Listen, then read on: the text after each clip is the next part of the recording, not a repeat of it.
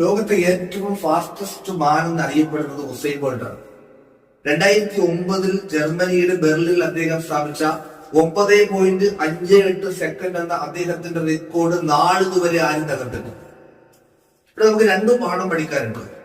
9.58 second കൊണ്ട് അദ്ദേഹം ഉണ്ടാക്കിയ ലോകത്തിന്റെ ഏറ്റവും സുവർണ നേട്ടത്തിന് പിന്നിൽ നമ്മൾ കാണുന്നത് ആ 9.58 സെക്കൻഡ് മാത്രമാണ്. അതേസമയം വർഷങ്ങളായിട്ടുള്ള നിരന്തരമായ പരിശീലനം, ദിവസം 16 മണിക്കൂറും 18 മണിക്കൂറും അഗാധമായി കഠിനമായി അദ്ദേഹം എടുത്ത പരിശീലനത്തിന്റെ റിസൾട്ടാണത്. നമ്മളെ പലപ്പോഴും ഈ വർണ്ണ വെളിച്ചത്തിൽ കാണുന്ന തിളക്കത്തെ മാത്രമേ കാണൂ. അതിനപ്പുറം കഠിനപാതയത്തിലൂടെ കഠിനമായി പരിശ്രമിച്ച ഒരു ഭൂതകാലം അദ്ദേഹത്തിനുണ്ട്. ഇനി മറ്റൊന്നുകൂടി അവിടെ നമുക്ക് പഠിക്കേണ്ടതുണ്ട്. പലപ്പോഴും നമ്മുടെ ലക്ഷ്യത്തിന് വേണ്ടി പരിശ്രമിച്ച് ഒരു വട്ടം ചാടി കിട്ടിയില്ല, 2 വട്ടം ചാടി കിട്ടിയില്ല.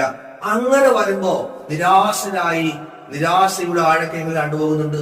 ചിലതൊക്കെ എങ്ങനെയാണ് ഇപ്പൊ നോക്കൂ, പല കുട്ടികളും വന്നിട്ട് എൻട്രൻസ് എക്സാം എഴുതി 2 വട്ടം പരിശ്രമിച്ചു കിട്ടിയില്ല. അങ്ങനെ വലിയ പ്രശ്നമായിട്ട് പറയാറുണ്ട്. പ്രശ്നമായി പോയി കൗൺസിലറാണ് മനസ്സിലാക്കുന്നത്. ചിലപ്പോൾ പിന്നെ എഴുതാൻ പറ്റില്ല, പ്രായം കൂടെ ആയിട്ടുണ്ടാവും.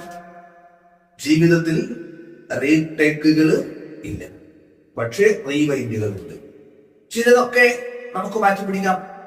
ഈ നമ്മുടെ ഉസൈൻ ബോൾട്ട് തന്നെ അദ്ദേഹം ഒരു ക്രിക്കറ്റ് ഭ്രാന്തനായിരുന്നു. അദ്ദേഹം ഒരു ക്രിക്കറ്റ് കളിക്കാരനാകണമെന്നുള്ള സ്വപ്നത്തിൽ ഇങ്ങനെ ഓടിത്തുടങ്ങുമ്പോൾ 2 സ്റ്റമ്പുകൾക്കിടയിലുള്ള അദ്ദേഹത്തിന്റെ ഓട്ടം കാണുന്ന ഒരു കോച്ചാണ് അദ്ദേഹത്തിനെ ഈ സ്പ്രിന്ററിലേക്ക് ഓട്ടക്കാരിലേക്ക് മാറ്റി. APJ പൈലറ്റ് ആവാൻ ആളാണ്.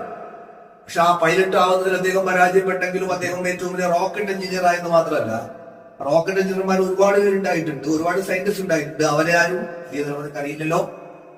പക്ഷെ രാജകീയമായി ഈ ലോകത്ത് നിന്ന് വിടവാങ്ങുമ്പോഴും പുതിയ തലമുറയോട് സംസാരിച്ചുകൊണ്ട് കടന്നുപോയ APJ ഇന്നും ചരിത്രത്തിലെ അതുല്യനായ പാഠമാണ്.